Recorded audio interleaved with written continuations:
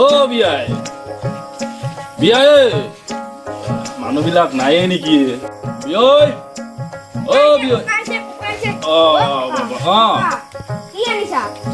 বাবা মই একেবাৰে পাহৰিলো জানানা। ক'ত গ'ল তোমাৰ ককা?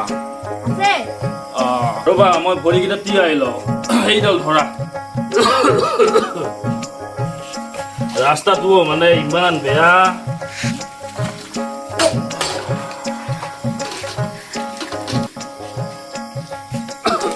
বোলা বিয়ৈ কিবা কৰিছে আপুনি? এই ৰাস্তাটো মানে আপোনালোকৰ বৰ বেয়া হে।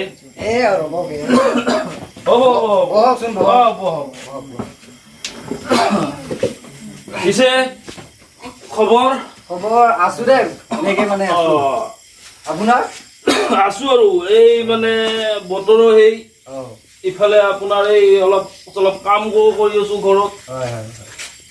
ইমান এটা ভাল নহয় বিয়ৈ। পিছে বিয়নী অ' বিয়নী বিয়নী ক'ত? ভিতৰত আছে নেকি? অ' বিয়নী ক'ত? অ' বিয়নী বিয়নী শুনিছানে? বিয়ৈ আহিছে। এই লাহে পৰে অলপ লাহে লাহে পৰ।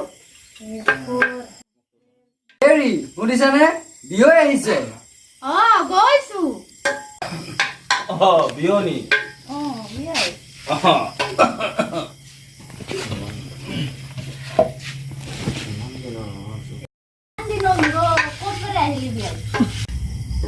নকবা আৰু এই মানে বতৰ এইফালে খেতি বাতি এনেকে মানে দেৰিয়ে হ'ল আৰু হ'ল আৰু মোটামুটি আগৰ দৰেনো খেতি আৰু ক'ত এতিয়া এতিয়া সেই 2-3-4 বিঘা যি আছে তাকেই আৰু আছে আছে বিয়ে লগ হে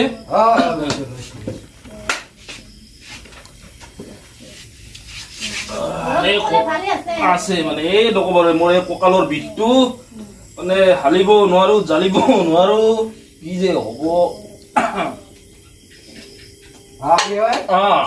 আপুনি বহক। ঠিক আছে বাপাহন কিনো পঢ়ি আছা? হ'ব হ'ব আৰু ডাঙৰ বাপে অসমীয়া পঢ়ি আছা? ইমান দিনৰ মূৰত আহিছা সাধু কথা এটা কোৱা না। সাধু কথা সাধু কথা শুনবা কিনো সাধু কমে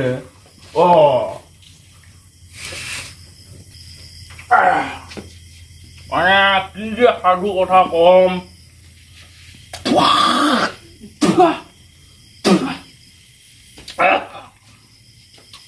অ' বিয়নী এই এগিলাচ পানী পাম নেকি?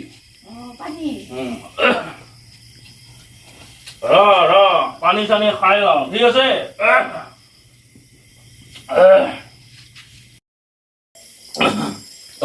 পানী আনিছে বিয়নী।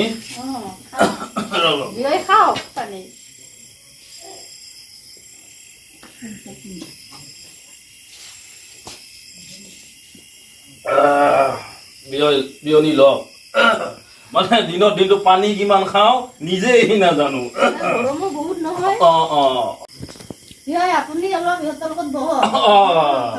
ঠিক আছে বাৰু বিয়নী ঠিক আছে। আচ্ছা বাপেসকল কিনো সাধু কথা কমে তোমালোকক মই জয়মতী কি সাধু কথা কমে জয়মতী। ঠিক আছে আজি বাৰু মই জয়মতীৰ বিষয়ে কম আৰু তোমাক মই কেতিয়াবা আহিলে তেজীমলাৰ বিষয়ে জয়মতীকনো কেনেকৈ শাস্তি দিছিল? জয়মতীক শাস্তি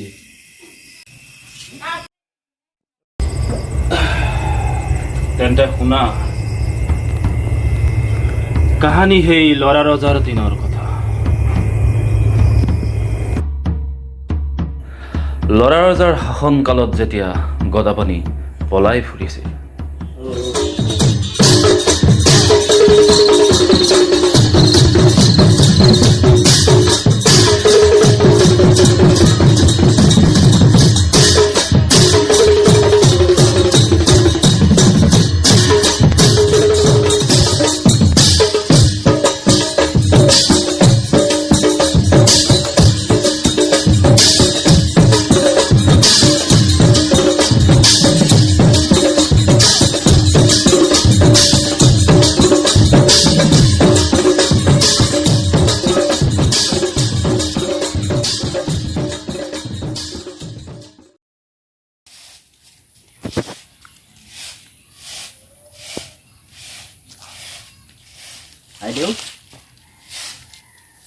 পানী এটুপি পামনে?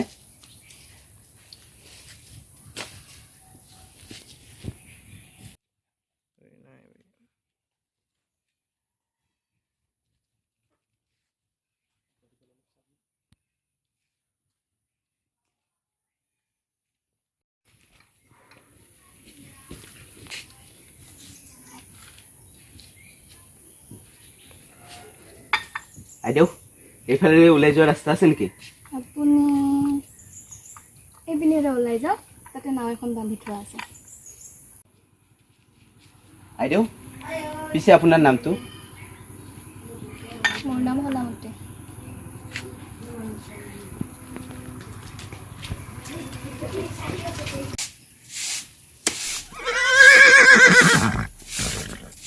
ঐ গাভৰু এইফালে কুঁৱৰ এজন আছিল, কেনি গ'ল? কোন কোৱাৰ? তেন্তে পানী কাক খুৱাইছিলি?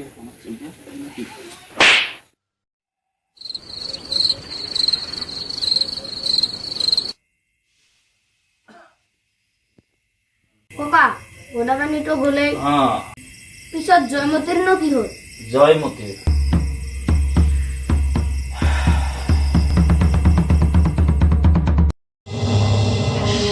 ৰাজনৈতিক অত্যাচাৰত জুৰুলা হোৱা আহোম ৰাইজৰ নিৰাপত্তা আৰু সুখ শান্তি ঘূৰাই অনাৰ মহৎ আকাংক্ষাৰে জয়মতীয়ে ৰজাঘৰীয়া চাওদাঙৰ অশেষ মৰণ যন্ত্ৰণা অকাতেৰে নেওচি মৃত্যুক হেলা ৰঙে আঁকোৱালি ল'লে।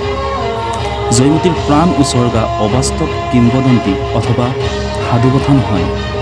জয়মতীৰ মুখৰ পৰা গদাপানীৰ সম্পৰ্কে ঘুণাক্ষৰৰ ইংগিত পোৱা হ'লে অসম বুৰঞ্জীৰ গতিয়ে সলনি হৈ গ'ল। জয়মতীৰ ৰাজনৈতিক দূৰদৃষ্টি আৰু ত্যাগে ১৭ শতিকাৰ আহোম ৰাজ্যৰ অশান্ত ৰাজনীতিক অৱস্থালৈ এক সুদূৰ প্ৰসাৰী পৰিৱৰ্তন আনিবলৈ সক্ষম হয়।